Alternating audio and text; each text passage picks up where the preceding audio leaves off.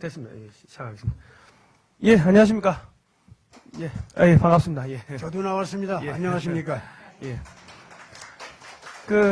새해 복 많이 받으십시오. 또 새해가 또 떴는데 또 떴습니다. 예. 연휴 어떻게 잘 보내셨는지 모르겠습니다. 예. 지금, 대한민국에, 완전 좋은 소식들이 지금 몰려오고 있습니다. 전 세계에서 돈이 지금 밀려들고 있습니다. 예. 잠깐, 오늘은 뭐 그런 이야기 하고 이제 국내 돌아가는 이야기들, 쭉 할 건데요. 우리 또 이 시사대담에 우리 대표님, 김시한 목사님 나오셨습니다. 예. 안녕하십니까. 안녕하십니까. 목사님 어떻게 한 주간 잘 지내셨습니까? 네, 조금 지치긴 했지만 그래도 예. 잘 지냈어요. 내 목소리가 좀 지쳐 있잖아. 예, 예. 또 한 주간 푹 잤습니다. 아이고, 피곤해가지고, 예. 예. 예, 감사합니다. 예. 지난주에는 입술이 다 이게 부어가지고 그랬는데, 예. 자, 근데 지금 제가 잠깐 들어가기 전에 좀 희망찬 소식을 이제 알려드리고자 하면요. 전 세계에서 지금, 인공지능에 미국이 800조를 쏟아붓는답니다. 800조.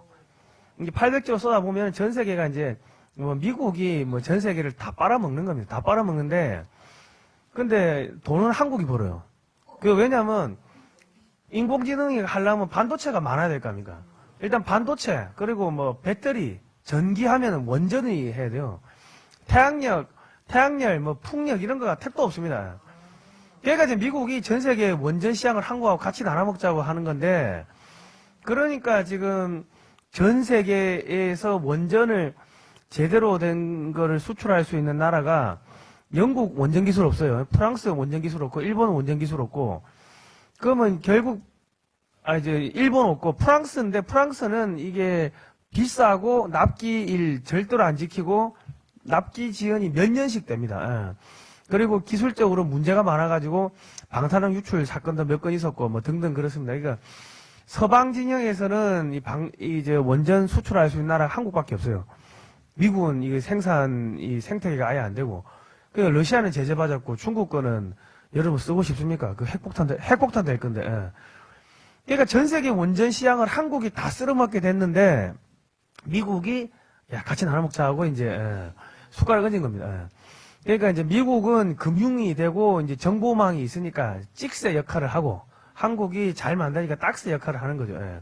미국이 찍어오면 한국이 이제, 그러니까 찍새 딱새 해가지고 전 세계 원전 시장을 나눠먹는데, 이게 이제 어떻게 한국 정치판에 영향을 미치냐면은, 만약에 문재인 같은 애들이 또 나와가지고 탈원전 하겠다고 하면은, 전 세계 이 원전 시장을 한국하고 나눠 먹어야 되는데 갑자기 한국이 탈원전 한다고 원전 시장에서 빠져버리면은 미국이 혼자서는 못해요. 찍새는 찍어만 오지 딱지를 못한다고. 딱새가 있어야 돼. 그러니까 한국에서 원전 탈원전 한다 이따위 인간들이 다시 정권을 잡으면은 박살 내는 거죠. 이게 이제 다시는 문재인이 같은 그런 정권이 들어서 가지고 탈원전 하겠다. 그런 거를 할 수도 없고, 한국에서는 반미 세력이 정권을 잡게끔 안 놔둔다는 거죠. 예. 그러니까 이제 앞으로는 한국에서 이제 반미 세력, 친중 세력이 정권을 못 잡도록 여러 가지 이제 방해 공작들이 나올 건데, 지금 반미 카르텔 신고하면 아예 미국에 못 들어오게끔 다 틀어막아 버리니까 한국의 좌익 세력들이 지금 자기들 미국 못 갈까봐 부들부들 떨면서 지금 싹 다 사라졌어요. 그러니까 인터넷 상에서 갑자기 반미 선동 하던 애들이 사라져 버리고 민주노총 이런데 괜히 나왔다가 사진 찍힐까봐 젊은 애들이 안 나오는 거지. 예. 그러니까 좌파 이쪽에 지금 화력이 떨어지는 거예요. 이 좌파 쪽에 2030이 다 사라져 버리니까. 지금 그런 영향이 있습니다. 자, 그리고 거기에 내가 좀 보태서 할 얘기가, 예. 원전은 에너지 사업 아닙니까? 예, 예. 새로운 에너지 사업으로서 수소에너지 있죠? 수소에너지도 지금 한국에 앞서 있어요. 미국도 그런 기술이 있는데 원천 기술 쪽이고, 현장에서 실제로 쓸 수 있는 수소 에너지 생산 라인은 한국이 앞서 있습니다. 지금 그게. 그래서 앞으로 미래 에너지 사업 있잖아요. 여기에서 전부 한국이 실질적으로 앞서 있습니다. 그리고 군사기술.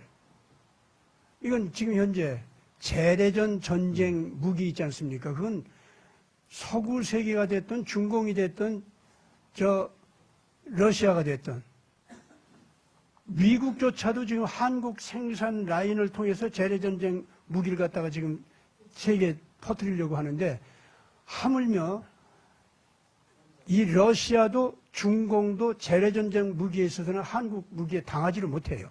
지금은. 오로지 핵을 가지고서 이제 힘을 쓰는 나라들이 있는데 한국은 그 핵도 실질적으로 핵을 안 가지고 있어도 핵무기에 해당되는 거대한 파괴력이죠. 그것도 방사능은 없는. 그래서 핵을 가지고 사용하려면 방사능 때문에 함부로 사용할 수가 없는데 한국은 지금 현재도 핵무기 수준의 파괴력, 그걸 가진 무기들을 방사능이 없으니까 마음대로 쓰는 거예요. 그것도 현무 파이브 같은 예, 미사일. 소형화가 예. 얼마든지 가능하고. 지금 현재 재래전 무기뿐만 아니라 이런 그 절대 살상 무기 있지 않습니다. 이쪽에서도 하나도 자랑할 건 없지만은 그쪽에서도 한국이 제일 무서운 무기를 가진 셈이에요. 그리고 현재도 마음대로 규모가 작은 대로 큰 대로 마음대로 쓸 수가 있어요. 지금 한국이. 그래서 그것도 미국이 지금 현재 원천 기술을 가지고 있었지만은 실질적으로 생산 라인은 아무것도 가지지를 못하고 있어요. 지금 현재. 유럽은 얘기할 것도 없고 러시아, 중공이 따라오지를 못해요. 그래서 요새 AI 기술에서 갑자기 지금 현재 예. 저 중공에서 뭐 하나 만들어냈다고 뭐 해야지. 딥시크인가 하나 만들었다고. 예. 그거 가지고 이제 세계가 지금 깜짝 놀라고 있는데 그것도 내가 볼 때는 얼마 안 있으면 이제 한국 것이 또 발표가 될 겁니다. 예.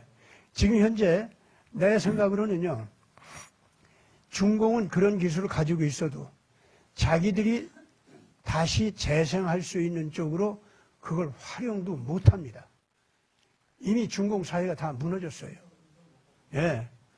그리고 군부 자체가 시진핑을 향해서 겨누고 있고, 그리고 각 성, 정부, 거기는 베이징하고도 벌써 다 끊어지기 시작. 왜냐하면 베이징에서 먹고 살 수 있는 뭘 보내야 될 거 아닙니까? 돈도 보내고 뭐 필요한 물자도 보내고 다, 이 공산주의 사회는 그렇게 해야 되는 건데 그게 다 끊어진 거예요. 그것이 끊어졌다고 하는 것은 베이징의 지배력이 이제는 끊어졌다는 겁니다. 그런 상황이거든요. 지금 푸틴은요, 사실 젤렌스키가 저렇게 형편없이 쪼그라들었으니 망정이지, 또 나토도 자기 마음대로 힘을 쓰지를 못하는 거예요. 그렇지 않았으면 푸틴도 큰일 날 뻔한 거예요. 지금 현재 말도 못해요. 푸틴 경제도. 이미 지금 현재 시베리아 쪽 그 공화국들은, 러시아 공화국들은 푸틴하고 같이 했다가는 우리나라 망한다 해가지고 지금 러시아에서 지금 탈퇴하는 운동이 있지 않습니까? 이 압력이 보통 심하지 않아요, 지금 현재. 그렇기 때문에 러시아도 그러고 미래를 바라본다고 할 때는 자기들이 착한 경제력을 키워가려고 하면은 한국하고만 뭔가 얘기가 되지, 다른 나라는 자기한테 도움이 되는 게 없어, 아무것도. 이번에 보니까, 그 푸틴이 말이죠. 러시아한테 관세를 갖다가 콱 매겼더구만. 러시아가 중공한테 관세를 콱 매겼어요. 그래가지고 그러지 않아도 지금 중공이 트럼프 때문에 죽게 생겼는데 푸틴마저도 그렇게 찍어 누르고 왔어요. 그러니까 더 이상 중공 거 이제 안 받아들인다는 거야. 왜? 러시아 생산 라인을 이제부터는 살려야겠다는 거야. 자기들도. 예. 그런데 그건 뭐냐면은 비록 중공이 뭔가를 AI 무기 같은 거 하나 무기답지도 못한 거 하나 개발한 거 있어도 인공지능 개발을 제대로 활용할 수가 없어. 개발을 할 수 없어. 의미가 없다는 거예요. 예. 그런데 제가 이제 이 얘기를 하는 건 뭐냐면은 이런 정황을 트럼프가 오죽 잘 알겠습니까? 그렇기 때문에 사실 트럼프한테는요, 가장 지금 현재 염려가 되는 게 바이든이 들어와서 미국의 경제력, 군사력, 사실상 다 부순 거예요, 그 사람이. 그러다 보니까 까딱하면 중공한테 해군력도 딸리게 생기고, 기술이 아무리 앞장서 있으면 뭐합니까? 개미떼같이 많은 그 벌떼같이 많은 그 쓰레기 같은 배라고 할지라도 그런 걸 잔뜩 몰고 오는 데는 어떻게 할 수가 없단 말이에요, 그거. 그리고 러시아가 어쨌든 거기도 엄청난 핵무기 라인이 있지 않습니까? 그게 살아있단 말이에요, 거기가. 무서운 무기 포세이돈 같은 거 있고요, 실질적으로. 그 포세이돈 같은 것은 이 대양에서 잠수함을 통해서 쏴대요. 그러면은 핵어뢰. 예, 핵어뢰입니다. 그러면 한국에 가서 맞지 않습니까? 거기가 핵으로 폭발될 뿐만 아니라 쓰나미가 일어나죠. 쓰나미가 일어나요. 그래가지고 대륙의 해안가 몇 개를 갖다 한 개만 터뜨려도 미국 해안이 한 3분의 1은 정복당할 거예요. 그렇게 무서운 겁니다. 그러니까 어쨌든 그런 것이 있고, 그리고 이제 이 미사일로도 그야말로 이 마하 10에 이르도록 소리보다도 10배쯤 빠른 미사일이지 않습니까? 거기다 핵무기를 달아도 보내는 거예요, 이 사람들이. 그리고 엄청나게 멀리까지 갈 수 있고. 그렇기 때문에 러시아도요, 지금 현재 미국이 정말 무서워하지 않을 수가 없어요.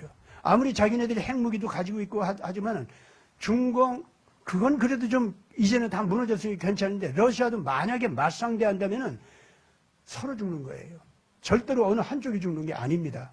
그러니 어떻게 해서라도 양쪽이 더 죽지 않기 위해서 핵전쟁은 하지 말아야 되는데, 그러면은 재래전을 해야 될 거 아니에요.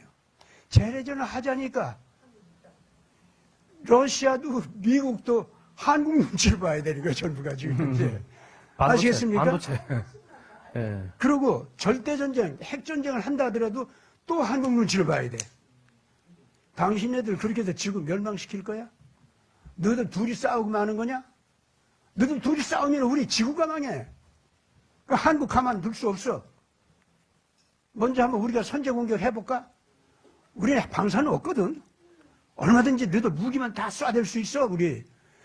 한국이 그러고 러시아하고 만약에 미국하고 싸운다 할지라도 지금 당장이 그래요. 지금 한국 입장이 당장 그래요. 거기까지 올라와서 다만 한국의 그런 국제적인 강력한 목소리를 아직은 안 낸 것뿐이에요. 그런데요, 지금 어떤 상황인 줄 압니까? 지금 뭡니까? 원자력 발전소 있지? 예. 이거 하나만 가지고서 지금 얘기를 했잖아. 한국을 띄우려고. 예. 트럼프가 그런다고 했죠. 근데 트럼프가 지금 그 정도가 아니다 그 말이죠. 내가 이 말하기 위해서 지금까지 쭉 얘기한 거예요. 한국만 미국이 잡아라 이거야. 그래가지고 한국의 그 엄청난 그 경제력과 기술력과 한국의 착한 가치관, 그거를 갖다 미국과 연합해가지고 함께 달려나가는, 거기 같이 이제 동승한다 이거야. 예. 미국이 그렇게 나가기만 한다면은, 그럼 미국의 거대한 금융 능력이라든가, 그리고 전체 인프라, 전 세계에 깔아놓은 인프라 있죠? 그거 다 한국한테 다 주는 거야, 이제. 가령 지금 파나마 지금 현재 중국에서 뺏고 있잖아요? 근데 그것도, 야, 한국, 너들 해. 이럴 수가 있다, 그 말입니다. 스웨즈도 마찬가지예요, 그렇게 되면은. 그래서 이게 지금 현재 이 트럼프는 뭘 얘기하느냐면은 앞으로 한국과 연합만 하면은, 그래서 착한 한국이 전쟁을 하기 위해서 무기 만드는 것이 아니라 전쟁을 억제하기 위해서 무기를 만들었으니까 전쟁 억제용 한국 무기, 그리고 성장 발전을 할 수 있게 하는 한국의 경제력, 이거를 함께 우리가 동승해서 전 세계로 돌아다니면서 후진국, 개발도상국, 중진국, 선진국 다 돌아다니면서 먹고 살 만큼 나눠주면서 우리 같이 평화롭게 하자. 이렇게 하면은 이제 세계는 정말로 트럼프가 원하는 대로 평화로운 세계가 되는 거예요. 지금 그렇기 때문에 이 트럼프가 지금 뭐냐면 원래 푸틴이 한국과 함께 그런 것 좀 하려고 한 거예요, 원래가. 그랬다가 지금 이제 우크라이나 전쟁 때문에 이제 물러갔고, 지금 실질적으로 이제 트럼프가 한국을 꽉 끌어안고 하자는 거예요. 그래서 무슨 한국이 뭐 미군을 갖다가 뭐 철수한다, 그런 얘기가 아니에요, 지금. 한국을 전 세계에 띄워 올리자는 거예요. 이미 한국 봐라 하면서 자꾸 한국은 핵무기도 갖출 수 있다. 핵무기 갖추면 너들 어떻게 되는지 알아? 핵무기 안 가지고 있어서 이 나라는 벌써 지금 현재 유럽, 러시아, 중공 이걸 다 따라잡고 G2가 될 수 있어. 미국하고 같이 뛴다. 이제 이거 자꾸 띄우는 거예요. 지금 트럼프는 이제까지 한국에 대해서 그거 한 겁니다. 다만 한국의 정치가 아직도 유치하고 그죠. 참으로 못난 짓을 자꾸 하고 있고 한국 정치계의 이 훌륭한 백성들을 갖다가 자꾸 앞을 가리는 방해꾼들이 있는 거예요. 그 친중 정치인들만 골라 예. 속가내면 되는데 그렇죠. 이번에 이제 속가내 바로 그겁니다. 이제 그 얘기 좀 해. 예예. 그래서 이제 그 속관의 얘기 그거 좀 쭉 예, 해줘. 이제 그거 한다니까 예. 이제. 그러니까 이제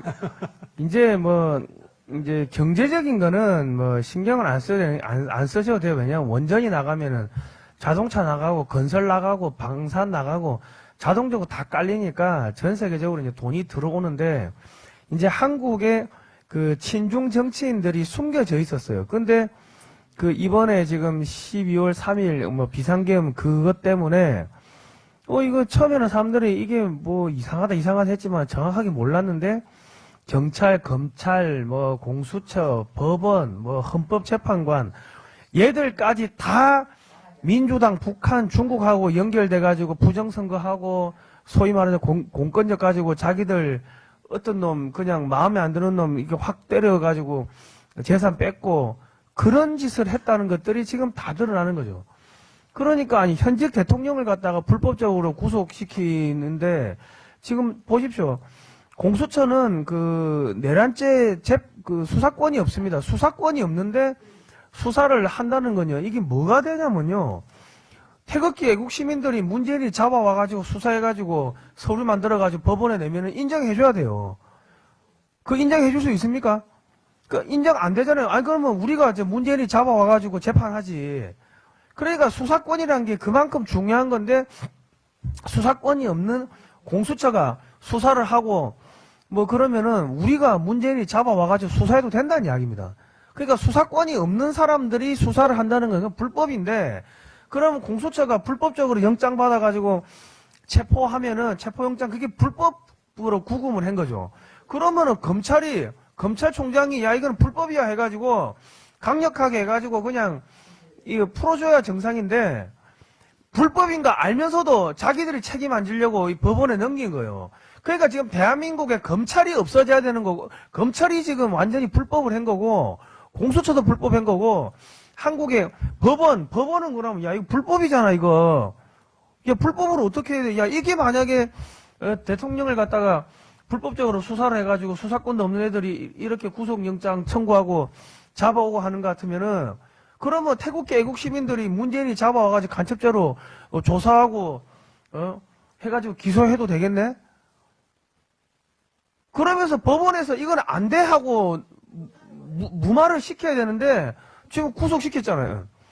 그러니까 지금 대한민국의 법원도 엉터리고 검찰도 엉터리고 공수처도 엉터리고 헌법재판관도 엉터리고 전부 다 지금 엉터리라는 거예요. 국가 반영물이죠. 그러니까 얘들이 지금 얘들이 내란을 한 거야. 얘들이 그렇죠. 얘들이 내란. 중국하고 북한하고 연결되고 민주당하고 연결돼가지고 얘들이 내란을 한 겁니다. 예. 민노총하고 연결되고 해가지고. 그 중공과 연결돼서 내란을 일으켰다는 결정적인 증거가 이번에 잡힌 중공 사람들 있죠. 걔들이에요. 그러니까 지금 12월 그 3일날 4일 그 새벽에 지금 99명이 잡혔다고 했는데 그 중앙일보에서 그 주한미군의 공보관한테 물어보고 그런 일 있냐니까 없다고 해가지고 그 가짜뉴스다 뭐 스카이델리에서 99명 잡혔다는 거 가짜뉴스다 하고 보도했는데 미국에서 트럼프 대통령이 명령을 내린 게 전 군의 그 국방부 산하의 모든 군은 SNS 중단하라 명령을 내리고 주한미군하고 주일미군 딱 꼭 집어가지고 너 조심해 입 조심해 그렇게 하고 그 다음에 뭐가 있었냐면은 공보관을 채용을 새로 했습니다. 새로 채용했어. 그럼 그 앞전에 있던 공보관은 잘렸겠죠. 그렇지. 그러니까 그 사람을 뭐 잘랐든지 아니면 뭐 딴 데로 보냈든지 어쨌든 간에 공보관을 새로 채용했다는 거는 그 사람이 함부로 입 놀려가지고 이상하게 지금 여론을 이상하게 지금 몰고 가는데 책임을 지웠다는 겁니다. 그리고 이게 무슨 이야기냐면 그 99명 잡아온 게 맞다는 거예요. 그리고 지금 미국에서 또 나오는 이야기가 뭐냐면 블랙옵스 팀이라고 블랙옵스 팀이 무슨 특별한 팀이 있는 게 아니고 블랙 오퍼레이션이라고 해가지고 비밀 공작은 물론 비밀 오퍼레이션이라는데 그거를 줄이면은 블랙옵스라고 합니다. 그러니까 비밀 공작 팀이 한국의 경찰 복장을 입고 들어가가지고 애들 데리고 나왔다는 거예요. 몇 년 전부터 거기에 침투해가지고 공작요원을 침투해가지고 그 주변에 다 이렇게 침투해가지고 걔들 들어가고 나가고 하는 걸 다 모니터링 해가지고 그날 이제 한국 경찰 복장을 입고 들어가서 데리고 나오면서 한국의 이 정보기관 그 국군 정보사 쪽에다가는 밖에서 망 좀 봐줘. 이제 그렇게 망을 봐달라고 하면서 경찰 복장 입고 가가지고 데리고 나오니까 순순히 따라왔다는 거예요. 왜냐면 한국의 경찰이 지금 중국 공안하고 연결돼 있어요. 그 윤희근 경찰청장이 윤석열 정권의 초대 경찰청장이었는데 이 사람이 중국 공산당 스파이 양성기관인 중국 사회과학원에서 법학 석사를 받은 사람이에요. 그리고 1년도 안 돼가지고 세계급을 진급했습니다. 민간 회사에서도 세계급 진급 안 돼요. 자기 아버지가 사장이라 하더라도 1년 안에 대리과장 말단에서 대리과장 그렇게 안 시킨다고. 자기 아버지가 사장이라도 1년에 세계급 진급이 안 되는데 세계급을 진급을 해가지고 그 경찰청장에 임명됐으면 그건 중국 공산당에서 누군가 어딘가 손을 써가지고 임명을 했다는 거죠. 근데 그 인사검증을 누가 했어요? 한동훈이가 한 거 아닙니까? 법무부 장관이. 법무부 장관 한동훈이 아버지가 중국 저기 장인어른이 중국 공산당 후원하는 뭡니까 인민일보하고 연결된 잡지 만들어 가지고 배포하고 그런 거 한 거 아닙니까? 그리고 한동훈이가 지금 옆에 측근들이 전부 다 중국 공산당 쪽하고 연결돼 있고 좌익 인사들 민노총하고 연결돼 있고 그런 사람들만 다 자기 주변에 임명한 거 아닙니까? 그러니까 그 인사검증을 한동훈이가 했다는 거는 이 사람이 그 윤희건 경찰청장이 중국 공산당하고 연결돼 있다는 걸 알면서 그냥 경찰청장에다 임명을 해준 거예요. 그러니까는 10년 만에 작년 5월 달에 윤희건 경찰청장이 중국 북경까지 찾아가가지고 무슨 공안 서로 범죄자 어쩌고저쩌고 협의하고 했는데 그러면서 중국의 공안들이 한국에 와가지고 이 연수하고 한국 경찰들이 중국 가서 연수하고 또 이것도 이게 사인하고 온 거야. 그러니까 지금 한국에 집회하는데 보면은 오른쪽에 그 한국의 경찰들은 밖에 외투로 입어도 오른쪽에 자기 이름이 다 있어요. 근데 이름표 없는 경찰들 있잖아요. 걔들 말 시키면 말하는 게 어눌해요. 한국인이 아니라는 거지. 하지만 한국 애들이 아닌 애들이 지금 경찰 그 복장을 입고 와가지고 집회할 때 보면은 한국 어르신들 두들겨 패고 옆에 삼각대 있으면 발로 차고 가는 애들이 여기 이름이 표가 없는 애들이 차고 가는 거예요. 이름표가 있는 한국 경찰들은 그렇게 안 한다고. 왜? 자기 같은 국민이잖아, 국민. 그리고 이 우파단체 집회하는 게 가음만 크게 질렀지 폭력 이런 거 안 한다는 거 아니까는 자기들도 대충 나가가지고 하는 척만 하지 그렇게 무리하게 두들겨 패고 그렇게 안 한다고요. 저도 집회를 한두 번 나가봤습니까? 괜히 가음만 지르고 여기도 가음 지르고 저기도 가음 지르고 서로 그냥 가음 지르다가 그냥 가는 건데 지금 사람들을 흥분시키고 사람들을 두들겨 패고 카메라 발로 차고 하는 애들은 여기 명찰이 없는 애들이 그런다는 거예요. 그 당신 소속 어디에 하면 도망가는 거예요. 그렇습니다, 지금. 그러니까 그런 것들이 지금 다 드러나 버린 거죠.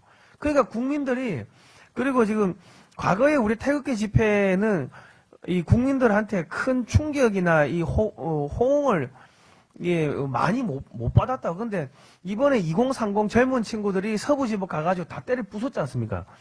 그런데 그 사람들을 이렇게 체포하고 하는 과정에서 JTBC가 언론사가 극자 유튜브를 갖다 극우 유튜브라고 조작을 하고 거기에 기자가 들어가가지고 문 두드리 깨부수고 하는 거 다 공개됐는데 기자들 아니라고 JTBC 기자들은 풀어주고 똑같이 들어가고 잡혔는데 기자증 보여주고 풀려났대, JTBC 기자는. 그러니까 경찰하고 JTBC하고 이 애들이 짜고 쳤다는 게 이게 이제 드러나는 거지. 그리고 경찰이 애들이 오니까는 문 열고 들어가도록 비켜주는 것도 영상에 다 나왔어요. 샤타도 올려주고. 그러니까 국민들이 화가 안 납니까? 야, 5.18은 총 들고 설쳤는데 그게 민주화 운동인데 얘들은 총도 안 들고 그랬는데 왜 이거를 폭동이라 하고 잡아들여? 야, 민주노총이 집회해가지고 경찰이 115명이 다쳤는데 그거 딸랑 4명 구속영장 신청했어요. 그것도 법원에서 다 기각해줬다고. 다 풀어줬어. 그런데 여기 지금 이거는 80몇 명인가 구속영장 청구한 거 아닙니까? 민주노총한테는 찍소리도 못하는 경찰이 법원이 이 젊은 애들한테만 그렇게 가혹하게 하니까 국민들이 이제 들고 일어나기 시작하는 거죠. 예. 그러니까 지금 중도 2030이 열받아가 들고 일어나고 중도가 2030이 들고 일어나면요. 그 위에 할머니, 할아버지, 형, 누나, 이모, 삼촌, 뭐 고모 뭐 그러면은 중도층이 다 같이 이렇게 들고 일어나는 겁니다. 그러니까 지금 대한민국이 이 대통령 현직 대통령을 이렇게 불법적으로 잡아가는 것 같으면은 일반 국민들 같으면은 재산 뺏으려고 하면은 저놈 하나 그냥 잡아들이고 재산 빼앗고 이것도 가능하다는 이야기입니다. 그러니까 국민들이 지금 막 들고 일어나니까 그런데 대통령은 어쨌든 간에 지금 그 좌파들하고 이게 싸우고 있는데 권영세니 권영동이니 뭐 권성동이니 이런 국민의힘에서는 대통령제 폐지하고 내각 책임제 의원 내각제로 개헌하자고 이런 이야기를 하니까 국민들이 얘들 다 없어져야겠구나. 민주당하고 국민의힘하고 한통속이고 중국 공산당하고 한통속이고 헌법재판관들 얘들 북한하고 전부 다 엮여 있구나. 우리법연구회라는 게 우리 민족끼리 김일성 우리 민족 그 우리법이구나 하는 거를 이제 국민들이 다 깨달아 버린 거죠. 한국의 제도권 정치가 다 딥스테이트 아바타, 친중, 친북 이런 쪽으로 이제 넘어간 거를 백성들이 이제 알고서 사실상 문재인이 있는 동안에 엄청나게 우리 태극기 애국부대들은 절망을 했었죠. 근데 참 다행스럽게도 결과적으로 이 내막을 알고 보니까 이게 아니다. 이대로 그냥 나라를 넘겨줄 수는 없다라고 하는 쪽으로 국민들이 다시 한번 단결하면서 자기들 자신이 그야말로 이제 그 주류 언론들, TV가 됐든 뭐 조중동 신문이 됐든 그런 것을 믿지 않고 열심히 자기들끼리 정보 교환하고 알아보고 막 그러면서 드디어 세계 뉴스가 어떻게 돌아가는가 자기들끼리 전달하고 그러면서 SNS 쪽에 국민들 자율적 언론 활동이 그죠, 있지. 예. 이게 거대 세력으로 변했습니다. 그죠? 그렇죠? 그래서 조중동과 저 TV는 주류 TV는 전부가 거짓말쟁이들이다. 예. 그리고 제도권에 빨간 물이 들은 것 같이 쟤들도 빨간 물이 들었구나. 그러나 과연 그렇다고 해서 전체 대한민국 국민이 그렇게 빨가냐? 그렇지는 않을 텐데 하면서 그냥 절대로 나라를 넘겨줄 수 없다. 자식들도 걔들한테 줄 수는 없다. 라는 입장에서 이제 태극기 애국 국민들이 몸부림치면서 이제 뛴 결과 SNS 쪽에 거대한 시민 자율 언론 운동이 벌어지고 그죠? 예. 그게 큰 힘이 됐죠. 예. 그러더니 결과적으로 어떻게 됐냐면은 대통령 선거에서 점수가 미달인 윤석열이라도 딱 잡아가지고 대통령 자리에 딱 올려 앉히면서 드디어 전체가 우리 이제 더 이상 안 속는다. 헬조선 그거 한국이 아니라 북한이야 그거는. 이런 쪽으로다가 젊은 애들까지 의식이 확 변하기 시작했어요. 예. 그러면서 지금 현재 그 한국 사람들의 의식 구조가 드디어 전교조 밑에서 공부했었던 젊은 세대 있죠? 예. 이게 이종훈 상공인가? 예. 이 사람들이 자기들끼리 정신 차려가지고 우리 노인들이 얘기하는 거 이상으로 더 기가 막힌 분석을 하고 자율적으로 그러면서 아이고 우리 어머니 아버지들 우리 할아버지 할머니들 너무 귀한 분들 우리가 그동안 구박하고 푸대접했네. 우리가 바보 노릇했네. 우리가 전교조 시키는 대로 해가지고 이 나라 북한한테 바치면 중공한테 바치면 이거 큰일 나겠구나. 자기들 자신이 자율적으로 이게 변하기 시작한 거예요, 그게. 그래서 자기들 내부에서도 야, 연예계에서 좌파 연예인. 좌파 연예인들 너희들 신고해버려야죠. 저 안 되겠어요. 전부 CIA 신고. 이런 운동까지 벌어지고. 그래서 지금 현재 어떻게 됐냐면은 그 로이터 있죠. 전 세계 통신사 중에서 로이터라는 거 있잖아. 그게 뉴욕 타임스라든가 뭐 워싱턴 포스트라든가 이런 좌파 언론, 미국의 대표적인 세계적인 좌파 언론들 있죠. 그것들보다도 더 극단적인 좌파입니다. 그게 유대계예요. 예. 그런데 거기에서조차 뭐라고 얘기 나오냐면 한국 국민들 민심이 변했다. 이제 나이 든 사람들은 뭐 완전히 이제는 반 이재명으로 통합이 됐고, 그리고 친 윤석열 쪽으로 거의 지금 현재 다 뭉치고 있는데, 그것만이 아니라 젊은 애들까지도 그죠. 이제는 자율적으로 꼭 친 윤석열이라고 할 수는 없고, 적어도 반 딥스테이트, 반 중공, 반 북한이다 이거예요. 지금 젊은 애들이 슬슬 이렇게 돌아가는 거예요. 예. 그래가지고 그것이 정치적으로는 일단 윤석열을 살리고 보자. 예. 이쪽으로 갔다고. 로이터 쪽에서 그런 해설이 나왔어요. 그래가지고 지금 현재 미국 안에서도 일반 국민들 그 SNS 쪽은 뭐 예. 말할 것도 없고, 거기는. 이 CNN이라든가 NYU라든가 또 월스트리트 저널이라든가 이런 거 있지 않습니까? 여기에서 지금 드디어 한국 국민들의 그 여론, 그것이 친 트럼프, 친 윤석열, 그리고 반중, 반 딥스. 예. 이쪽으로 돌아왔다는 걸 자기들이 얘기를 하고 있어요.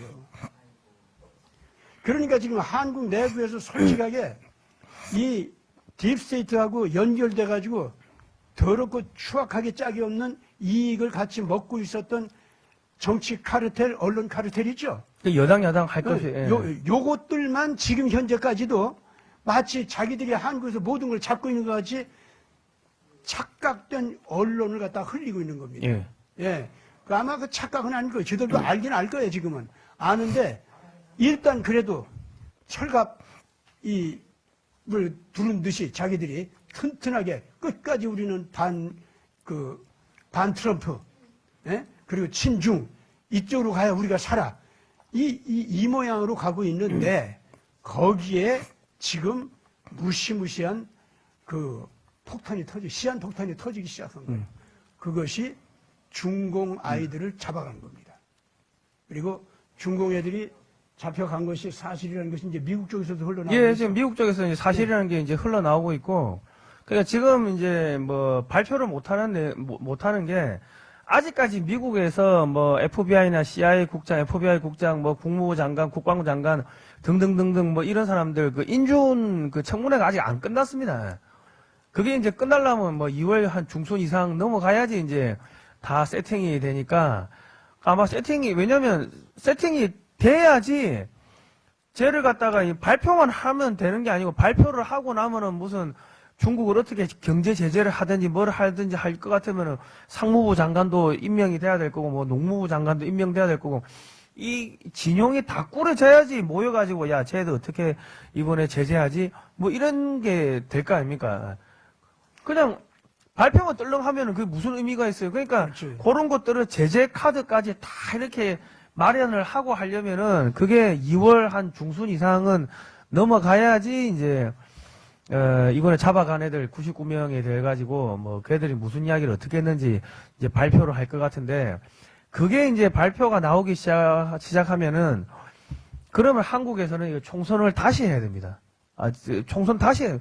왜냐면 중국 애들이 들어와가지고 공작하고 여론 조작했다는 게 지금 다 드러났지 않습니까? 지금 99명이 잡혀가고 나가지고 한국에 여론조사를 하니까는 윤석열 대통령 지지율 40% 이상 나오고, 하다못해 김어준이 꽃에서, 여론조사 기관 꽃에서 하는 것도 40% 이상 나오고, 민주당 내부에서 하는 것도 40% 이상 나와요. 그러니까 중국이 빠지니까 여론조사가 제대로 돌아가는 거예요. 그러면 그 앞전에 여론조사는 전부 조작이었네? 이렇게 되니까 선거를 다시 해야 되는 거예요. 그러니까 지금 한국에서 지금 이 친중 매국노, 여당 야당에 있는 친중 매국노들이 누군지가 지금 그전에는 피하 식별이 안 됐는데 지금 싹 이제 다 드러나기 시작하는 거죠. 그러니까 이게 그전에는 이게 감기인지 뭐 암인지를 모르니까는 이거를 항암제를 써야 되나 감기약을 써야 되나 그거를 우리가 판단을 못 했는데, 이게 이제 뭐 암인지 감기인지 싹 다 드러나고 뭐가 원인인지가 이제 다 드러난 거죠. 그러면 이제부터는 청소하기가 쉬워지는 겁니다. 자, 여러분들 그러니까 이게 지금 하나님 정치가 직접 한국에 나타났다는 말을 자꾸 하는 이유가 있습니다. 기적이면 기적. 예. 네. 잘 보세요. 이게 어떻게 됐냐면은 원래 윤석열 씨가 그냥 계속 대통령 해 나가고 있어. 비상계엄 하지 않았어. 선거 부정 문제 본질적으로 문제 삼겠다 그런 말도 안 했어. 그러면은요 상황이 어떨까요? 지금 이 난리가 났을까요? 선거 부정이라는 걸 국민들은 알고는 있고 느끼고는 있지만은 대통령 입에서 공식적으로 이게 나온 거죠. 예. 예. 그러면은 그냥 질질 끌려가는 거예요, 그냥. 그러면은 여야가 다 지들 멋대로 이상한 법 다 제정해가지고 중공한테 사실상 국가를 넘겨주는 거 있잖아요. 그 순서를 갖다 그냥 밟아간다고요. 그런데 이게 어떻게 되냐면 갑자기 비상계엄을 통해서 선거를 문제 삼은 거예요. 예. 그것도 윤석열 이 사람이 자기 양심이 살아있어서 국가를 살리기 위해서 그렇게 했다라고 하는 면도 있겠죠. 최소한 자기는 문재인은 친중 친북하는 거 좋아할지 몰라도 나는 친북 나는 싫어. 윤석열은 그럴 수가 있지 않습니까? 근데 마침 자기가 대통령이 됐어. 그거는 하기 싫거든. 그거를 하기 싫은데 쟤네들 멋대로 의회에서 막 법 정하고 저거 내버려 뒀다가는 가게 생긴 거예요, 이제. 그러니 어떻게 해요? 그리고 트럼프가 딱 등장하는 거 지금 이제 미국도 못 맞고, 그럼 미국에 있는 딥스테이트도 이제는 더 이상 힘을 내지 못하고 거기서 쫓기는 판이 될 텐데, 자, 트럼프가 나와가지고 드디어 한국을 어떻게 주무르려고 할 거냐 이거예요. 윤석열 그 사람도 자기 자신이 그런 거에 대해서 고민 안 할 수가 없지 않습니까? 그리고 자기를 뽑아준 국민들은 누구야? 친북, 친중은 죽어도 안 된다. 이 사람들은 그런 사람들이에요, 전부가. 그렇지 않습니까? 그러니까, 자, 그러면 실질적으로 내가 친북, 친중을 갖다 원치 않는다면은 난 트럼프하고 같이 놀아야 되고, 나를 뽑아준 국민들하고 같이 놀아야 돼. 그러면 여야에 있는 한국의 이 정치 세력은 다 몰아내버려야 되는 거야. 얘들을 갖다가 몰아내려고 딱 보니까 뭘 통해서 근본 그 몸통을 건드려서 뽑아낼 수 있느냐? 선거관리위원회더라 그거지 그게. 그리고 선거관리위원회의 이 죄의 본질은 바로 선거 부정이었고, 그리고 선거 부정의 가장 핵심적인 무서운 범죄는 국가 반역성의 범죄가 거기에 들어가 있는데 그게 중공 사람들을 끌고 들어와서 걔네들이 선거를 운영하게 했다는 거. 국민들을 속여가지고 그걸 운영하게 지금 했다는 선거 그 개표 사무원들 중국인들 쓴다고 지금 나오지 않습니까? 네. 예. 그리고 지금 트럼프가 이제 당선인이 돼가지고 그 거대한 압력으로 미국을 완전히 이제 뒤집고 막 나오기 시작하는데 그 트럼프도 가장 그 딥스테이트를 근본 뿌리부터 뽑는 거 그게 어디 있느냐? 바로 미국 내부의 선거 부정 그거 문제 삼는 거거든요. 그러면은 야 내가 트럼프가 나 별로 믿지 않는데 윤석열 나름으로요. 윤석열 입장에서는 트럼프는 날 잘 안 믿는데 트럼프가 나를 믿게 하려면은 나도 선거 부정 문제를 가지고 트럼프와 연합을 하면은 트럼프가 나를 신용을 하겠네. 그런 계산을 상식적으로 하게 돼 있는 거예요. 그렇지 않습니까? 그렇기 때문에 자기 양심적인 정치 신념 플러스 자기 정치적으로 살아남는 거 그건 이기주의죠. 그거를 다 합쳐서 자기 목적을 이루려면은 한국 태극기 애국 국민들 내 편 만들고 트럼프 내 편 만들고 그리고 결정적인 힘을 행사할 수 있는 힘이 있도록 하고 그러려고 하면 어떻게 해야 되느냐. 선거 부정 문제를 문제 삼아야겠구나. 이게 된 거죠. 그렇기 때문에 나는 그 비상계엄 했을 때 윤석열 혼자 하지는 않았을 겁니다. 트럼프 진영에 이건 내 짐작이에요. 트럼프 진영에 몰래 연락해가지고 나도 당신같이 선거 부정 이거 문제 삼으려고 하는데 내가 보기에 중국 애들이 우리나라 안에 와 있거든요. 나 혼자 이거 붙들고 하려면 힘에 겨워. 어떡하겠어? 그 당연히 나한테 보내야지. 그 속에 미국까지 와서 그 범죄를 저지른 놈들도 있을 거야 분명히. 그것들은 내가 확실하게 잡아야 되고 동맹국인 한국을 괴롭힌 그것들도 오키나와쯤 보내가지고 그 맛 좀 보여줘야지. 그래서 중공이 꼼짝 못하게 꽉 묶어 놔야지. 보나 안 보나 그랬을 겁니다. 윤석열이 그만한 힘을 받지 않고서 비상계엄 했을까? 그리고 비상계엄 한다면은 어떻게 하는 것이 가장 효과적인 방법일까요? 그건 내가 충고하지. 그게 트럼프가 충고한 방법이 있을 겁니다. 당신 이번에 비상계엄 그거 그냥 군부까지 힘쓰고 그래가지고 그냥 마구잡이로 잡아 챙기고 막 이렇게 하면은 이게 또 이상한 쪽으로 갈 수가 있어. 왜냐? 쟤들이 제도권의 모든 권력을 다 장악하고 있으니까. 그러면 상대적으로 싸울 거 아니야? 나 아직 대통령 집권도 안 했는데 내가 집권한 다음에 모든 걸 안정되게 흘러가게 하려고 하면은 이거 비상계엄을 갖다가 적정 수준으로 할 것. 절대로. 쟤들이 아마 그러면 비상계엄 했다고 그냥 이제 자기들이 들켰으니까 이제 가장 자기들의 몸통 본질적인 범죄가 확 서치가 있다가 오면서 다 들켜가지고 난리가 날 테니까 쟤네들이 가만히 있겠어? 그럼 윤석열부터 잡으려고 하겠지. 잡혀 그냥. 그러면 국민들이 이제 난리를 친다 이제. 우리가 뽑은 윤석열을 왜 잡아? 이제 이렇게 된다. 아이 박근혜 대통령도 그러더니 윤 대통령까지 너도 그러냐? 이제 그러고 달라들 거 아니냐. 그러면서 국민들은 네 편이 된다. 그래서 트럼프 이 선거 이 문제를 갖다가 국민들이 이 선거가 어떻게 된 거야?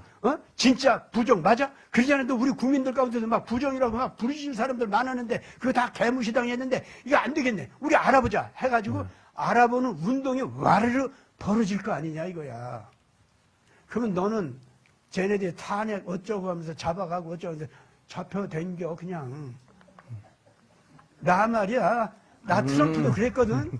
백악관 내가 들어갈 수 있는 거 내가 일부러 안 들어가고 바보같이 밖에서 뭉갰어. 그랬더니 국민들이 막 일어나더라. 난리치더라. 그래가지고 그냥 온 국민들이 트럼프 편이 되고 말이지. 바이든 미워하기 시작하고 바이든의 모든 범죄를 막 자기들이 끄집어내기 시작하는데 바이든도 그거 못 말리더라. 그래가지고 국민들이 다 내 편 됐잖아. 아, 윤석열 당신도 그렇게 해. 내가 생각할 때는요. 트럼프가 그렇게 권했을 것 같고 직접 권하지 않았어도 윤석열 쪽에서 가만히 보니까 트럼프가 말이지 분명히 원래 20년 선거에서 대통령이 당선된 사람인데 자기가 당선 안 된 걸로 그냥 받아들이고 온갖 그냥 바깥에서 돌면서 고생만 하더니 거꾸로 국민들이 그 사이에 바이든을 다 버리고 트럼프 쪽으로 오고 그러더니 딥스테이트 범죄가 그냥 다 드러나 버리고 그래서 딥스테이트 반대 운동으로 갔다 이거야. 윤석열 씨가 만약에 난 사람이라고 하면은 그런 정도 트럼프 정치의 본질을 분석하고 이해했으리라고 봅니다. 예. 자, 그러면은 트럼프도 안 도와줬고 이 윤석열 씨도 그런 분석도 못했다고 합시다. 그런데 다만 선거 몸통 건드려야 돼. 그러려면 비상계엄 한번 팡 쳐보고 근데 너무 세게 치면 내가 또 이상하게 될 거니까 살짝 그냥 또 풀어주고 만약에 그런 수준에서 했다고 합시다. 트럼프한테 도움도 청하지도 않았고 또 트럼프가 그런 기가 막힌 희생양적인 정치를 통해서 미국 국민들을 깨운 거 있잖아요. 그걸 깨닫지 못했다고 합시다. 그래가지고 못난 수준에서 정치적인 계략으로 만약에 윤석열 씨가 이 비상계엄을 행했다고 합시다.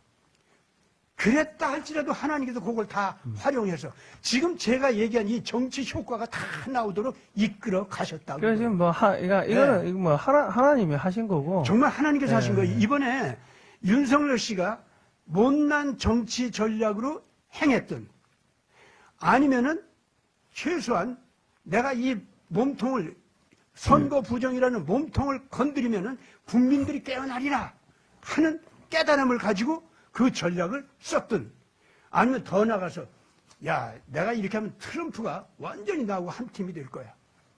또는 트럼프한테 물어봐가지고 전략을 물어가지고 다 깨달아가지고 그대로 행했든지 여러분들 그 세 가지 중에서 뭐가 됐든 간에 이거는요 하나님께서 한국 정치를 끌어간 상황이다 그 말입니다. 오늘 그러기 때문에 태극기 애국 국민들 뿐만 아니라 이 정치 상황을 절대로 여러분들 그냥 정치인들이 나와서 여야가 돼가지고 진보 보수 하면서 무슨 말들 꺼내가지고 이러고 저러고 싸우고 어쩌고 그런 수준에서 그 인간들 그 의식 수준에서 정치를 보려고 하지 말아라 이거예요. 그래서 사람 숫자가 많아야 돼. 돈이 있어야 돼. 조직이 있어야 돼. 야, 술수가 있어야죠. 그래가지고 정치하는 거죠. 어떻게, 이 따위 이 유치한 생각을 가지고서 이 한국 정치를 이해하려고 했다가는요, 저 썩은 무리들에게 질질 따라가다가 망하고 말아요. 한국 국민들이 이제 거기서 전부 나와야 됩니다. 예. 원칙을 지킬 줄 알고, 진정으로 세계 정치가 어떻게 흘러가는지, 특히 정의를 위해서 국민들의 존엄성과 국민들의 자유권 그리고 국민들의 생존권 그걸 진정으로 위하는 신념 있는 정치가들이 어떤 정치를 하는지 그걸 좀 배워야 돼요.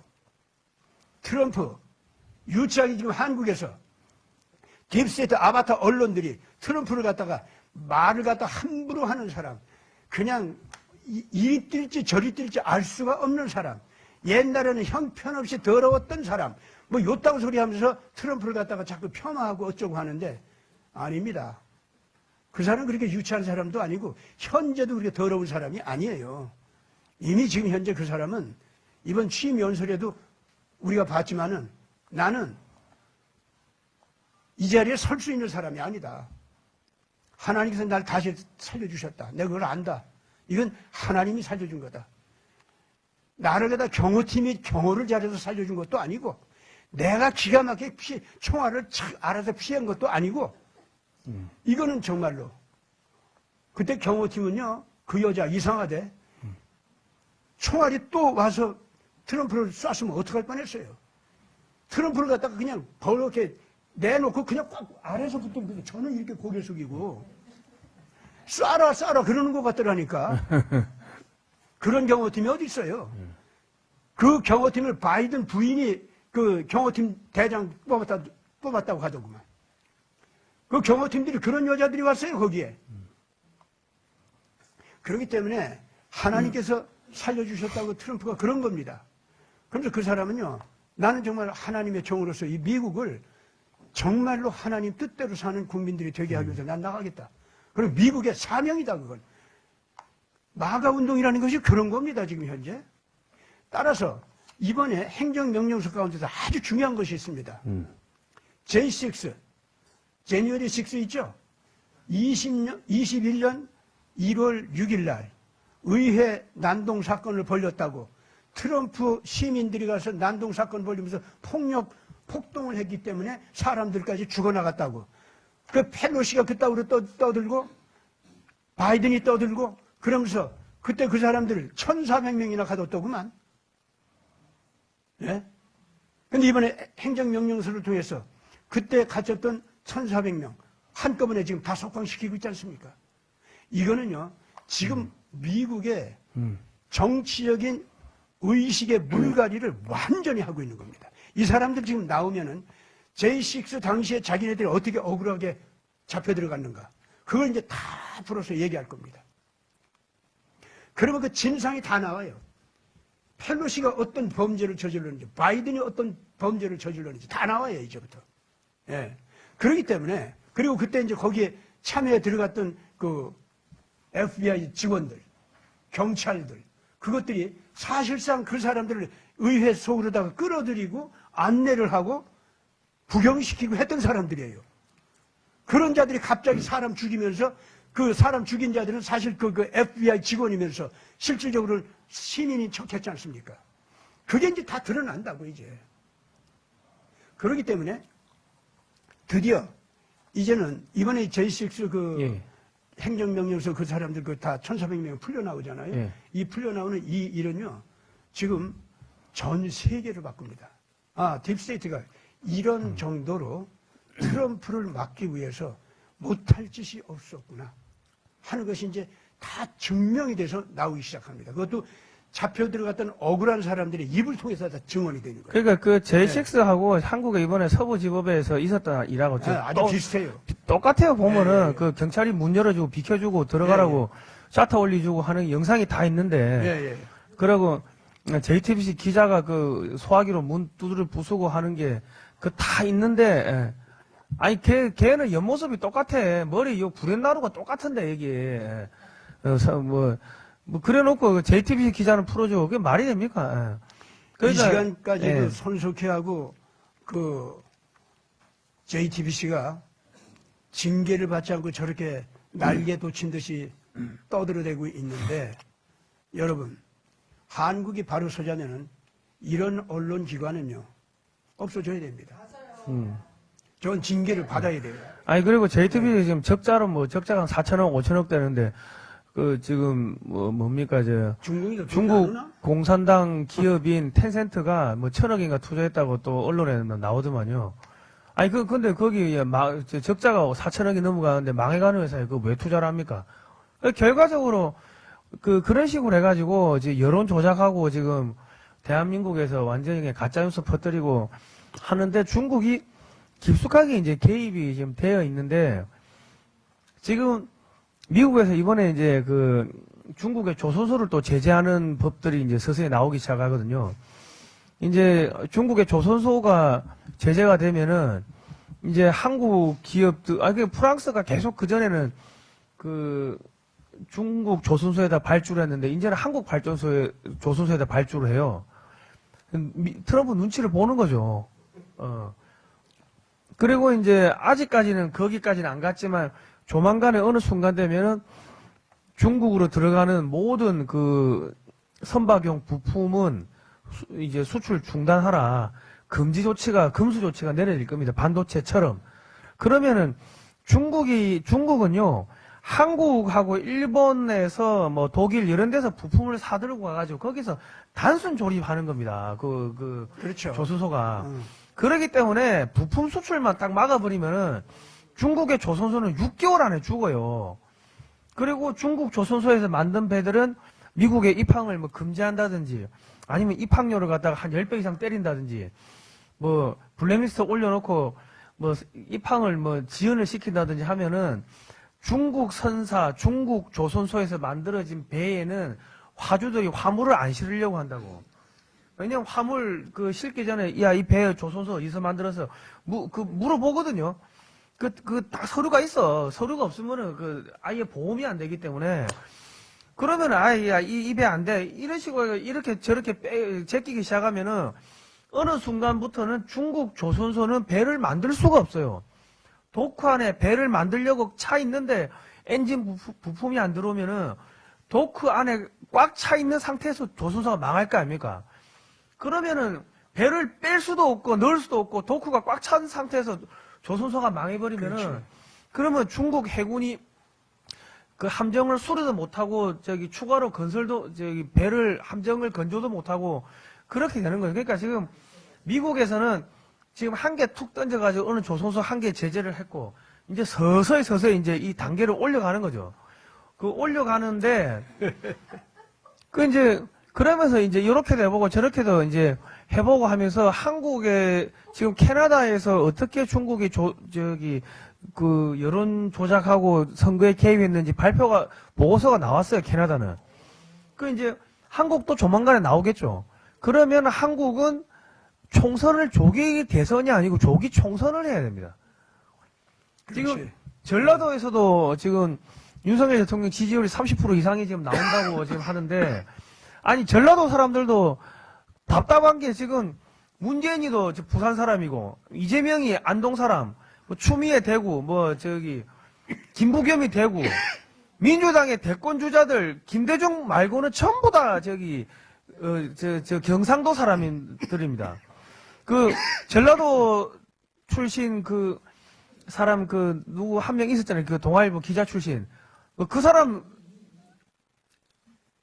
한 명 있었는데 그 사람 없어지고 나가지고 지금 민주당에 있는 사람들 전부 다 경상도 출신이라고. 아니 그러면 경상도 출신을 데리고 와가지고 전라도에서 그렇게 대권 주자 만들어주고 해가지고 전라도가 무슨 발전이 있었습니까? 발전이 없었잖아요. 아니 광주에는 지금 홈플러스 같은 그런 대형 마트도 하나 없어. 대형 마트 하려고 하니까 민주당 정치인들 지역에 당협위원장인 이런 사람들이 나와가지고 전부 반대를 한 거 아닙니까? 왜 지금 서울에도 그렇고 강서구도 지금 발전이 안 되는 게 거기도 저기 민주당 출신 구청장 있는 거 아닙니까? 민주당 출신이 들어가면은 그 지역에 지역 단체장을 하면은 왜 발전이 안 되냐? 거지같이 못 살아야지 보조금 나눠준다 하고 저기 그래가지고 보조금 정치를 할 거 아닙니까? 그게 매관 매직이고 저기 표를 돈 주고 이렇게 사는 거예요. 그런데 만약에 경제가 잘 살아봐요. 내가 한 달에 뭐 한 몇백만 원 벌어. 그러면 보조금 조금 25만 원, 1년에 100만 원 나눠준다고 하면 그거 받아 먹으러 구청에 가겠어요? 신청하러 가겠습니까? 야, 내가 그거 하러 가는 것보다 내 한 시간 내 내가 그 벌어들이는 돈이 더 많은데? 경제가 발전하면은, 아니, 강남 상구는 민주당 안 찍잖아요. 그 왜 민주당 안 찍어요? 잘 사는 동네는 민주당 안 찍는다고. 경제가 못 살아야지 보조금 나눠준다고 생색내고, 그러면 그 보조금 조금 받으려고 사람들이 민주당 찍어주는 거 아닙니까? 그러니까 민주당이 그 국회의원을 하든지 민주당 사람이 지방자치단체장을 하면은 그 동네는 발전이 없어요. 이제 전라도 사람들도 이제 깨닫는 거지. 광주광역시가요, 그게 없어. 운전면허 시험장이 없어. 그래가 나주까지 갔대. 인제 한 게 생긴 거야. 그 인구가 100만 명이 넘어가는데. 그러면 거기서 대통령이 나왔고 거기 국회의원이 몇 명이 있는데 만약에 부산이나 뭐 대구나 다른 도시 같았으면 야 구청장 구청장 일로 와봐. 여기다가 운전면허 시험장 하나 만들어야지. 야 여기 지역구 국회의원 누구야? 주민들이 들고 올라가지고 벌써 들고 올라가지고 거기 뭐 저기 뭐야 그런 뭐 운전면허 시험장 그런 거 몇 개를 만들었겠어요. 홈플러스 뭐 뿐만 아니라 뭐 등등 다른 대형 마트들 아마 몇 개를 갖고 와도 끌고 왔을 겁니다. 근데 김대중 컨벤션에서 뭐 합니까? 거기서 생산적인 걸 합니까? 그게? 그러니까 완전 김정은이 우상화 하듯이 그 김대중 동상 세워놓고 애들 가가지고 거기서 절하게 만들고 그런 거나 가르치고 그 경상도 출신들 데리고 가가지고 대권 후보로 이렇게 해가지고 표만 갖다 바치고 쪽쪽 빨리고 있다는 거를 지금 전라도 사람들도 깨닫기 시작하는 거죠. 전라도 사람들이 깨닫는 게 누구 때문에 깨달아요? 할머니, 할아버지들 때문에 깨닫는 게 아니고 전라도에 20대 애들이 들고 일어나니까는 20대는 뭐 경상도, 전라도 이렇게 지역감정 없거든. 자기들이 봤을 때 이상하다 싶으면은 이 사람들이 이게 돌아선다고요. 20대는 가능하지. 40대만 해도 뭐 어르신들한테 뭐 저희 아버지한테 뭐 전라도가 어쩌고 경상도가 어쩌고 하도 많이 들어가지고 지역 감정이 안 생길래 안 생길 수가 없는데 20대 30대는 그런 거 없어요. 그러니까 전라도 20대 30대가 야 왜 경상도 출신을 갖다가 여기 대통령 후보로 다 데리고 오고 전부 다 민주당에 쟁쟁한 사람들은 전부 다 경상도 출신인데 왜 우리는 표만 갖다 바치고 그래 표 갖다 바쳤는데 왜 우리는 이렇게 못 살아? 여기 저기 일산 거기 인구가 50만 밖에 안 되는데 그 어마어마 잘 살잖아요. 분당도 마찬가지고. 그러면 광주도 그렇고 그 지역에 엄청나게 잘 살아야 되는데 정말 빈곤하지 않습니까? 그러니까 20대 30대가 들고 일어나는 거예요. 여러분들 이 젊은이들이 역사를 근본적으로 변화시킬 수 있는 희망의 세대가 될 수 있다는 것이 일본과 한국 관계에서도 그게 나타나고 있어요. 일본이 지금 젊은 세대 말고 그 위의 세대들은 잘못된 교육 때문에 또 직접 전쟁 참여 때문에 한국에게 범죄한 걸 갖다가 자꾸 숨기고 자기들이 잘한 듯이 그렇게 고집을 피워왔잖아. 근데 지금 현재 일본 사람들이 한국화되고 한국 물결을 좋아하고 그걸 막지를 못해요. 심지어 한국 언어가 막 거침없이 쓰나미같이 막 물결 쳐들어가서 일본 언어를 잠식하고 있어요. 그게 왜 그런 거 보니까 젊은 애들이 그러고 있는 거야. 젊은 애들한테는요, 역사 앞에서 정직하게 올바른 정보를 가지고 자기들 미래를 개척할 수 있는 자료로 활용할 수 있도록 역사가 그렇게 돼야지. 또 애들은 그렇기 때문에 순수하기 때문에 그렇게 하려고 해요. 하다가 보니까 부모가 뭐라고 하거나 말거나 가네. 그 엄마 생각, 그건 아빠 생각. 하고선 집어쳐버리고 지가 좋은 대로 달려가는 거야. 그러니까 조총련 자녀들도 한류에 맞아요. 그 한국 지금 드라마 그래요. 본다고 난리라는 거 난리야, 아닙니까? 지금. 그래가지고 이미 북한이 헬조선이라는 걸 이제 거의 다 알았고 한국을 보면은 이미 일본이 부러워서 따라가야 할 정도로 발전된 사회일 뿐만 아니라 정말로 이 문화 자체가 자유롭고 사람들한테 양심적으로 바르게 가려고 하는 사람들한테 편하게 자라날 수 있도록 하는 그런 분위기, 그런 교육, 그런 문화라는 거. 이거를 얘들이 아는 거예요.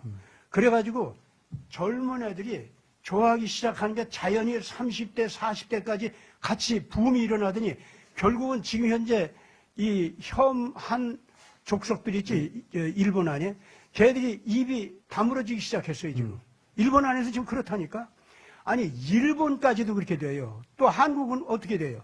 한국은 일본 뭡니까? 좌파 애들이 반일 감정 북돋우고 어쩌고 하지만은 한국 사람도 어디 그러나?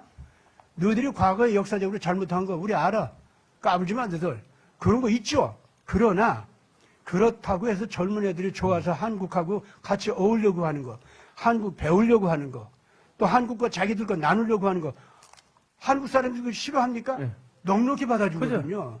그러니까 이와 같이 일본하고서도 한국이 동반자가 될 수 있는 분위기를 만들어갈 수 있는데 하물며 전라도하고 경상도 사이에서 그걸 못할까?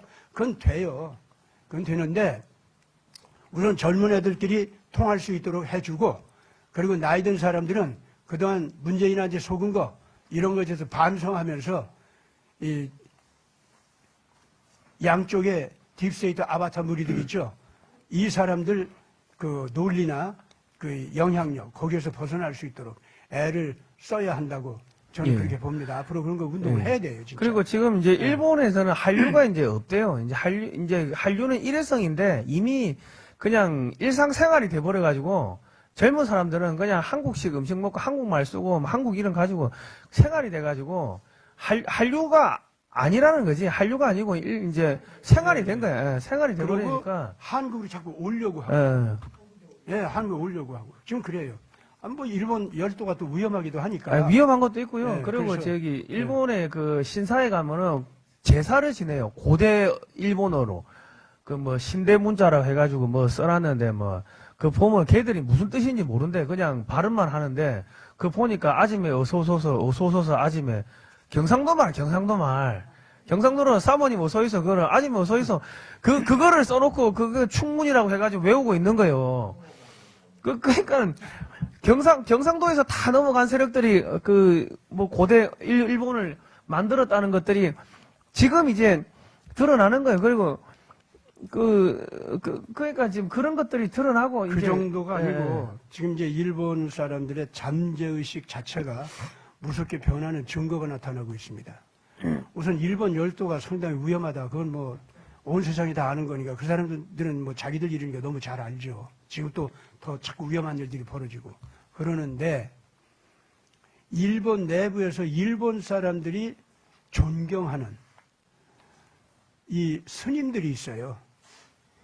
그리고 옛날부터 아주 유명한 사람들인데 이 사람들이 한결같이 일본이 아니라 한국에서 앞으로 전 세계를 살려줄 수 있는 위대한 사상과 지도력이 나타난다. 이거를 일본 사람들이 그렇게 얘기하고 있어요. 그거 보면 나도 참 기가 막혀. 요새 이제 하도 예언 얘기들이 하도 많이 나와서 목사로도 그거 가려야 될 거 아니에요. 예. 뭐가 옳은지 그런지. 그래서 그거 좀 조사하느라고 좀 쫙 훑어봤는데 아니 일본에서 미국 뭐 굉장히 많아. 그건 뭐 크리스찬들이 뭐 거의 다 한국에서 나온다고 얘기하고 있고.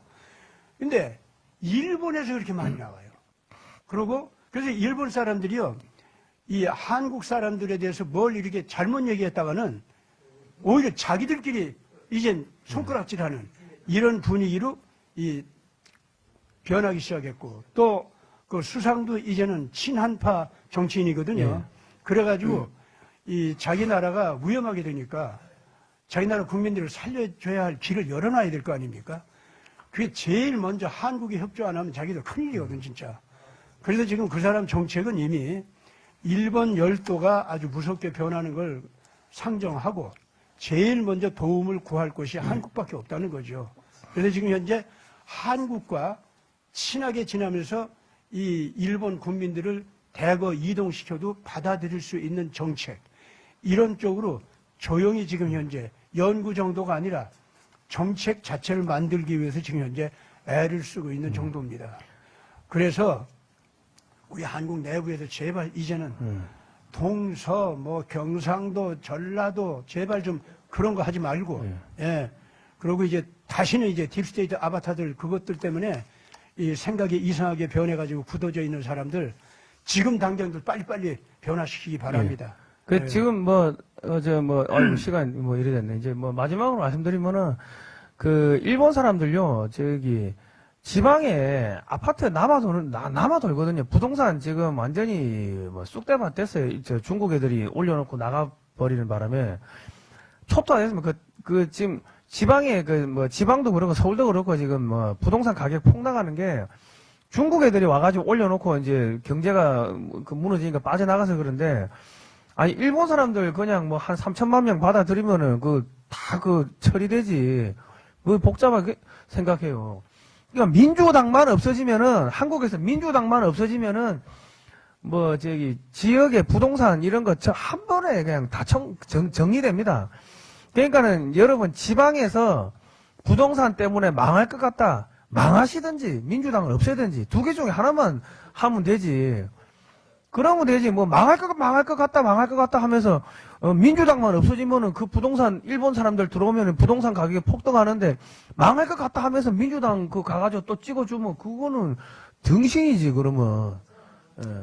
마지막으로 이제 미국 상황을 한 가지만 더 얘기하고, 그것이 한국이 앞으로 나아갈 그 방향과 굉장히 큰 관계가 있기 때문에 그것만 얘기하고 좀 마치겠는데, 샘 슈메이커라고 하는 사람이 있어요. 이 사람이 전 육군 정보장교래입니다. 근데 이 사람이 이번에 내놓는 얘기를 보니까 엄청난 얘기가 나왔어요. 1월 1일 날 라스베가스 그 트럼프 타워 그쪽에서 차 폭파 사고가 있었죠. 그리고 거기에서 죽은 사람이 특수 요원이었고, 근데 그 특수 요원이 상당히 충실한 미국 애국 군인이었어요. 그리고 모범 군인이었고, 이 사람이 아주 특수 요원 가운데 미국의 제일 중요한 군사 정보 있지 않습니까? 기밀 정보, 그거를 다룰 수 있는 데까지 올라간 사람이었어요. 그런 사람이 거기에서 자기 와이프가 배신했다고 해서, 또 자기한테 전쟁 참여를 해가지고 이 정신적으로 우울증이 생겼다고 해서, 아니 차량 폭파 사건을 일으키면서 자살한다? 그 말이 됩니까? 근데 경찰은 그렇게 덮어버렸거든요, 그 사건을. 근데 이 슈메이커라는 사람이 그거 아니다 그러고 나왔어요. 왜냐? 자기는 그 사고가 난 걸 보고 깜짝 놀랐다는 거예요. 왜냐하면 그 이름 보니까, 죽은 사람 이름 보니까 자기한테 중요한 정보를 보낸 사람인데 자기가 그걸 무시하고 안 읽었었다는 거야. 그래가지고 자기가 이제 뒤늦게 읽어가지고 확인한 걸 얘기를 하는데, 무슨 얘기를 하냐면은 24년 말에 뉴저지와 미국 군사기지 위에 그 이상한 비행물체들이 많이 떴었지 않습니까? 뭐 요새도 좀 뜨고 그러는데,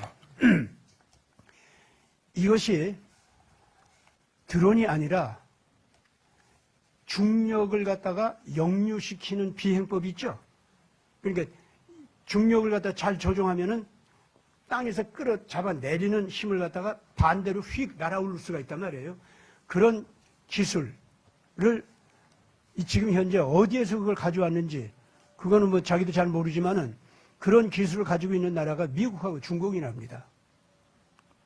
그리고 그때 그 비행 물체들은 분명히 그러한 중력을 박차고 일어날 수 있는 비행 물체들이었다는 거예요, 그게. 그렇다면 그것이 중공의 비행 물체 아니면은 미국 거였는데, 이 지구상에서 있는 걸로 말하면, 아니면 외계에서 왔든지, 만약에 미국에서 띄워보낸 거라면은 정부 쪽에서 국민들이 불안하게 여기는데 이거 정부가 띄워보낸 거다. 염려하지 말아라. 그렇게 했어야 되는데 정부에서 띄워보낸 것도 아니다. 적들도 아니다. 적 노릇할 의사도 없다. 근데 그럼 어디서 보냐? 모른다. 그게 무슨 해명이냐 하면서 국회의원들까지 막 난리를 쳤거든요, 그때. 그렇지 않습니까? 그래가지고 그것이 문제가 되는데 슈메이커가 이제 그걸 밝힌 거예요. 이 특수요원이 급하게 알려주는 정보가 뭐였냐면은 지금 얘기한 그런 중공과 미국만 개발한 그런 무기인데 지금 왜 바이든 정권에서 그 사실을 제대로 안 알려주느냐 이거야. 그거는 내가 이제 알아본 결과 얘네들이 음모가 있다는 거예요. 트럼프가 이제 정권을 집권하게 되니까 바이든이 물러가면서 막판으로 지금 현재 큰 문제를 일으키기 위해서 파괴적인 문제를 일으키기 위해서 저걸 띄워 올렸다는 거예요. 그런데 내가 이걸 갖다 알아내가지고 알려주려고 한다는 걸 이 사람들이 알아가지고 나를 지금 뒤를 쫓고 있기 때문에 나는 무장한 상태로 이걸 지금 자꾸 너한테 지금 보내는데 제발 빨리 좀 받고 이걸 그 트럼프 진영에 좀 알려주라. 그런 걸 이 사람도 하도 그런 것들이 많으니까 무시하고 안 봤던 거예요. 왜 봤냐? 사고가 난 다음에 이름을 보니까 자기가 읽어본 이름인 거야, 그게. 그래서 이걸 전한다. 그러면서 이번 이 비행 물체들은 이상하다. 이렇게 하면서 그 비행 물체들이요, 그때부터 이상하게 달리 어떤 말썽도 일으키지 못하고 쓰러진 거예요. 근데 그렇게 하면서 무슨 일이 벌어졌냐? LA 화재가 벌어진 겁니다. 그렇기 때문에 아무리 봐도 이 트럼프 진영이 지금 들어서면서 바이든이 물러가면서 딥스테이트가 어떠한 방해를 일으켜도 반드시 방해를 일으키려고 지금 달라들고 있는 겁니다. 그런데 이미 지금 현재 비행 물체에 대해서 그걸 가지고 방해를 하려고 해도 이제 실패로 돌아갔죠? 그 사람 하나 죽으면서 다 밝히는 바람에. 그러면서 지금 현재 또 다른 방법으로 LA에서 화재가 일어났는데 그거 가지고 무슨 일을 만들 수 있을 줄 알았는데 그것도 사람이 방화범이 있다는 거. 드론이 와서 불을 더 끼얹었다는 거. 이것까지 다 드러나 버렸어요. 이러면서 드디어 LA 내부에서 시민들이 그리고 캘리포니아 주민들 자신이 드디어 그 주지사와 이 LA 소방서와 LA 시장 이것들이 다 LGBTQ 정치가들 아닙니까? 그리고 민주당이고 그렇기 때문에 전체적으로 지금 현재 캘리포니아가 원래가 딥스테이트 주였다가 캘리포니아 주 자체가 시민들 전체가 이제는 딥스테이트를 쫓아내는 주로 지금 변하고 있어요. 그래서 거기다 이제 마침 한국 사람들이 등장해가지고 아주 기가 막힌 인도주의적인 헌신을 했지 않습니까? 이것 때문에 LA의 이재민들이 이재민으로서의 이게 절망적인 몸부림을 치기 이전에 전체 미국에서 한국식의 선결제 있지? 선결제 거기서 살아가지고 그렇게 됐어요. 선결제식으로다가 드디어 이재민들의 잠시 동안의 피난민 생활만 도와주는 게 아니라 렌트에서 들어갈 가격 있잖아요. 그걸 깎아준 나머지 돈은 정부에서 대주고 그러면서 그 다음에 LA시를 갖다가 다시 살려주는 작업 있잖아요. 이것도 얘기가 된다는 거예요. 원래 LA에다가 불을 질른 이 못된 것들은 불을 질러가지고 오히려 그 보험회사들 돈 벌고 건축회사들 돈 벌고 재개발하는 친구들. 재개발한다고? 네. 그래가지고 딥스테이트 돈 벌고 이러는 거 있죠? 네. 이 짓을 하면서 이제 정치적으로는 트럼프를 깎아내리려고 그랬던 건데 이게 다 허사로 돌아간 거예요, 지금. 내가 지금 이 말을 하는 이유가 있습니다. 트럼프가 이쯤 몰렸다고 하면은요, 이쯤 방해를 받았다고 하면은, 그러면서도 하나님께서 도와줘서 거꾸로 그 드론, 이 비행물체도 희생자가 있으면서 트럼프 입장을 살려주고 또 화재가 났어도 오히려 트럼프 입장이 사라지면서 한국 사람들이 등장해가지고 트럼프 입장을 강화시켜주고 그렇지 않습니까? 그래가지고 지금 이제 어떻게 됐냐면은 미국에서 쫓기는 이 자들이 갈 곳은 중공도 아니고 북한도 아니고 어디로 가? 한국 딥스테이트 아바타들 있지? 요것들한테 오는 거예요, 이제. 그걸 트럼프가 가만두겠어요? 그렇기 때문에 윤석열 씨하고 지금 현재 트럼프 대통령이 완전히 하나가 돼서 이거는 물리치게 되어 있습니다. 예. 트럼프 자체의 정책을 살리기 위해서도 이건 필요한 거예요. 그런데 한국을 살려내지 않으면 이 트럼프의 국제정책, 이제부터 시행해야 할 국제정책 있죠? 군사정책, 경제정책, 문화정책 전체가 미국 혼자만으로서는 우리는 이제 반딥스로 나간다, 전 세계에 반딥스로 가자, 요거까지는 되는데, 그럼 그 다음 뭐, 어떻게? 그걸 한국을 데리고 해야 되는 거야. 무기도 나눠줘야 되고, 그 다음에 이 새로운 생산적인 경제활동도 해야 되는데, 이게 전 세계에 앞장서서 희망을 줄 수 있는 나라는 한국인 거야. 그래서 한국을 아예 트럼프는 G2 국가로 지금 만들려고 하는 거예요. 아시겠습니까? 이제는 G2 중국 웃기는 소리다. 그건 이제 없어지는 거고, G2 국가가 어디냐? 바로 한국이라는 거예요. 그래가지고 한국을 살리자니까 이번에 한국에서 이 딥스테이트 아바타들이 까부리면서 뭐 탄핵이다 어쩌다 그러고 있는데 그거 저들 마음대로 될 것 같습니까? 아니에요. 그래서 태극기 애국 국민들이 이제부터 정신 바짝 차리고 아, 우리가 전 세계 인류에게 새롭게 살릴 수 있는 아이디어를 이제는 우리가 내야겠구나. 그래서 한국 태극기 애국 국민들은 이렇게 미래지향적인 의식도 가지고 있고 실력도 갖추고 있고 전 세계 백성들을 갖다 감동시킬 수 있는 이런 가치관을 우리는 가지고 있다. 이걸 보여줘야 돼요. 이제부터는. 네. 예. 아무튼 간에 대한민국이 지금 밑바닥을 찍고 올라가는 단계로 접어들었습니다. 그러니까 작년까지는 밑바닥까지 내려가는 타이밍이었고 연초부터는 밑바닥 찍고 올라가는 타이밍이니까요. 뭐 윤석열 대통령이 뭐 복귀합니다. 복귀하고 또 조기 총선도 제가 볼 때 조기 총선으로 가요. 그래 가니까 너무 걱정하지 마시고요. 앞으로 전 세계 돈이 한국으로 다 옵니다. 다 오니까 여러분 자녀들이 무슨 뭘 먹고 살지 그걸 걱정하지 마십시오. 예, 앞으로 한국이 전 세계 허브 국가가 될 겁니다. 오늘 여기까지 하겠습니다. 다음 시간에 뵙도록 하겠습니다. 고생하셨습니다.